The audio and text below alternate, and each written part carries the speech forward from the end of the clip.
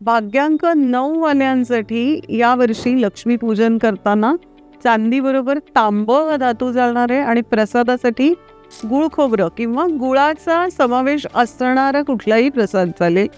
ओरडारडा, भांडणं ह्या गोष्टी टाळून किंवा खूप मोठ्या आवाजात खूप लाऊडली लक्ष्मीपूजन करू नका. बऱ्याच वेळेला ना दुकानात जेव्हा लक्ष्मीपूजन आपण करतो तेव्हा माईक किंवा अशा गोष्टींचा वापर करायची हल्ली पद्धत आहे. पण भाग्यांक 9 वाल्यांनी खूप मोठ्या आवाजामध्ये लक्ष्मीपूजन करू नये.